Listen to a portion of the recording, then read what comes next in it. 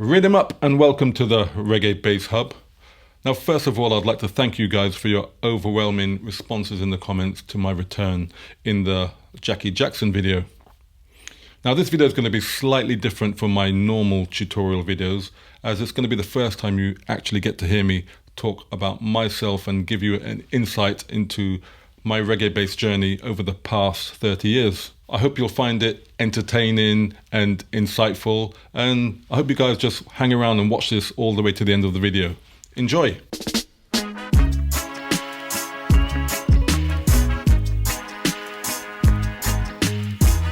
Now, this video was inspired by a comment left in the Jackie Jackson video, and the comment was regarding the song Girl I've Got a Date by Alton Ellis. Now, the comment went something like, "You need to listen again, didn't get the parts quite right, but did a pretty good job for someone born way after the Rocksteady era." Being a content creator, I know that we are opening up ourselves for criticism. It is part of what we signed up for. But what I do know is that the bass lines I get you guys to learn are 99% authentic and accurate. Now, that 1% is usually because sometimes there may be a discrepancy in the recording, might be difficult to hear. But generally, I know that the bass lines that I get you guys to learn are pretty authentic, and half the time they're bass lines that I've actually played with the artists themselves.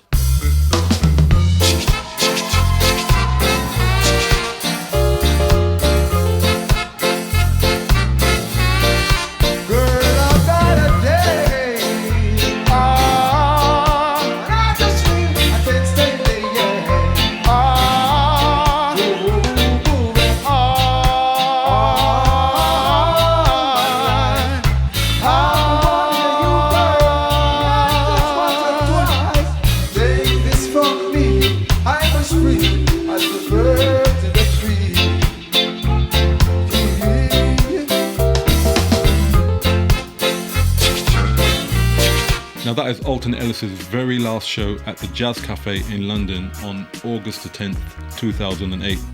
And I just happened to be the bass player that was playing with him that night. So Alton Ellis wasn't too well that night, but he managed to make it through the show. But one thing we all didn't know was that 2 months after that show, Alton would pass away, and this would be his very last live show ever. So for the last 30 years, I've been playing bass lines and recording for many Jamaican and UK reggae artists. And I just wanted to share some of those highlights with you guys. Now, I know I've been very blessed and fortunate over the past 30 years, and putting this video together, it's also been some elements of sadness, as a lot of the people that I mentioned are no longer with us. So my reggae journey starts in 1996. Now, previous to 1996, I had been playing around on the UK circuit, not just doing reggae gigs, doing funk, soul, open mic nights, just anywhere I could play, I would play. And one day I get a call that Frankie Paul and the Mighty Diamonds are going on tour, and they require me to come and play bass. I was very excited, as I had grown up listening to both of these artists' music, especially Frankie Paul. If you check out his very first album called Give the Youth a Chance, and also called Rich and Poor, the album came out under two names. It has some very great bass playing by the late great Chris Meredith. This album I used to play to death and has some of the greatest bass playing that you will find anywhere. So a couple of days later, after receiving this call that I'm going on tour with Mighty Diamonds and Frankie Paul, I received another call saying that Mikey Fletcher will be coming from Jamaica. Mikey Fletcher was the bass player in the 809 backing band from Jamaica. And this was bad news for me, because if Mikey Fletcher is the bass player coming to MD the tour, then what am I going to be doing? And it just happened that I was taken off the tour, and Mikey Fletcher went and started the first few shows of this tour. With a twist of fate, Shaggy blew up around this very same time and was about to be going on tour, and required that Mikey Fletcher come and play bass on his tour. So Mikey Fletcher had to leave the Mighty Diamonds and Frankie Paul tour, which opened the door for me all over again. I went and rehearsed with the band, and we hit the road. Now, this tour was Reggae University for me, because there were many bands on this tour, and we were all doing the same shows in the same festivals together. So you had the Wailers with Family Man on bass. You had Buju Banton with Frank Burt on bass.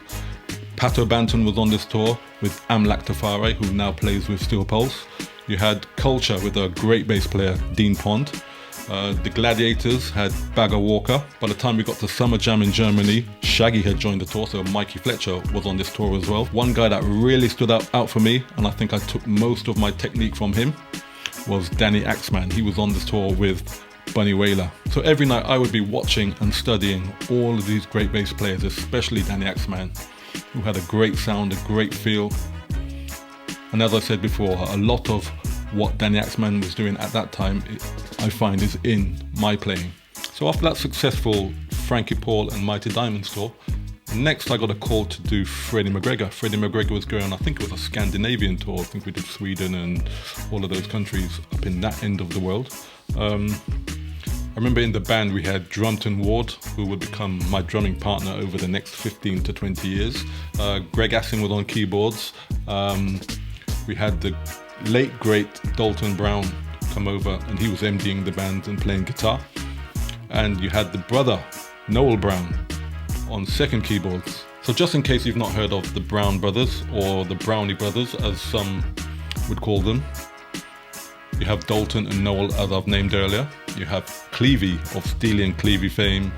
You have Danny Brown, the great producer, especially his run of dancehall hits in the 90s. And you have Glenn Brown, the bass player, who turned up around about the same time as I did, one of the authentic YouTube educators, and great bass player who played with Tyrus Riley. So on this tour, Noel Brown especially was one that gave me loads of advice.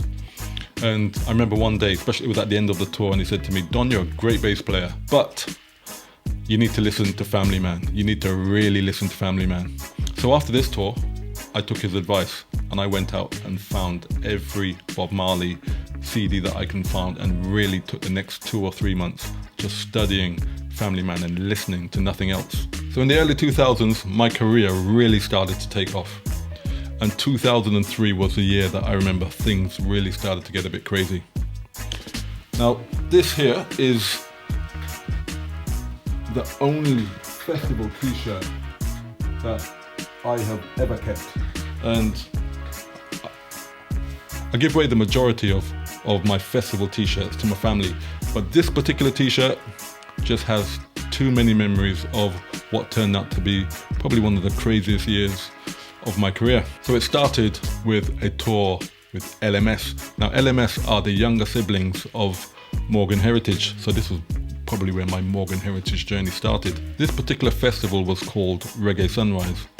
And this was the very last show of the LMS tour, which we had been doing for the previous probably 2 or 3 weeks.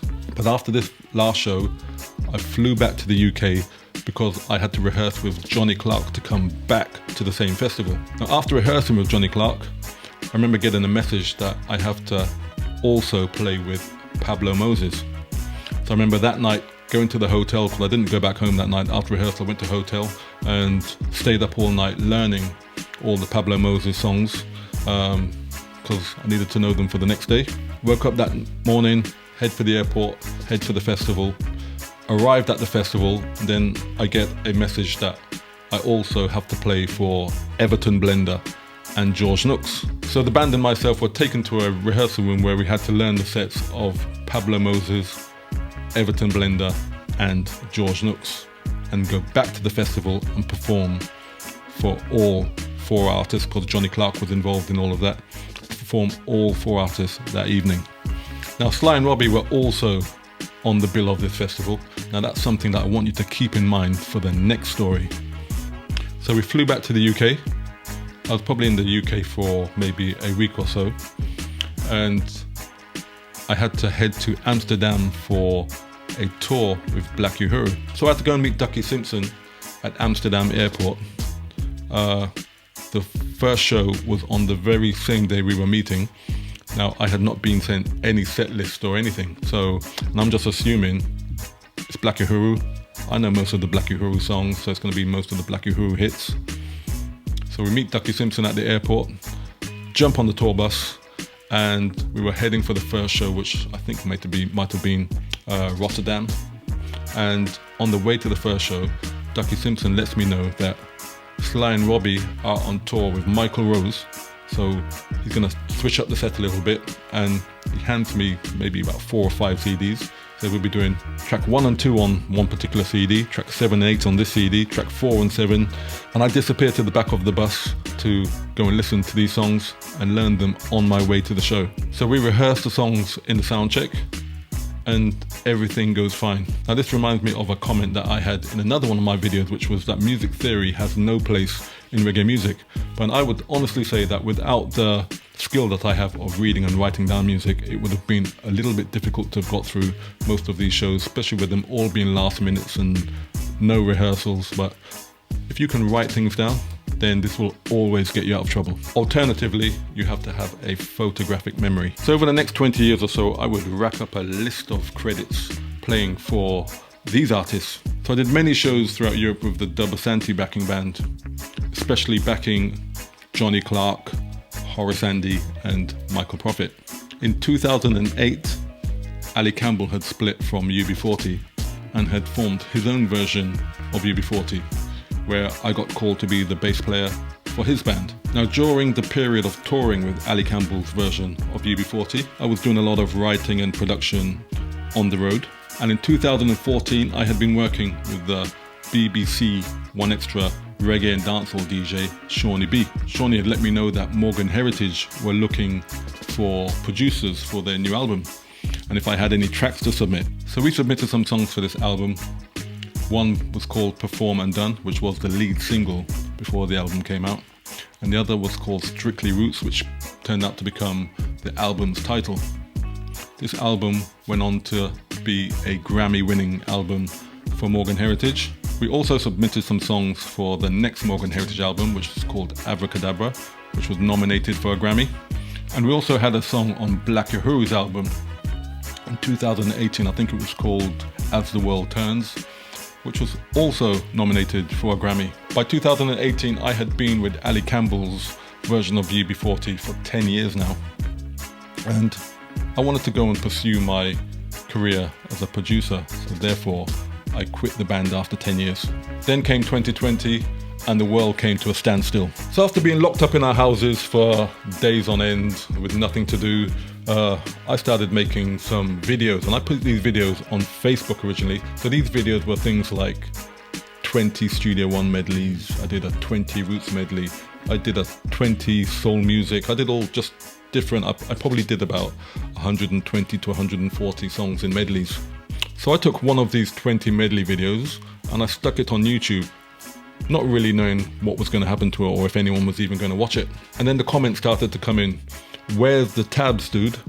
And I guess this meant that people wanted to be able to play along to some of this stuff. The rest is history. So I know this video has been a bit different and longer than my usual tutorial videos, but I wanted you guys to get an insight into who I am and what I have done, and let you know that you're in good hands, and I promise to deliver great reggae content in the future. I thank you for watching, and I will see you in the next video.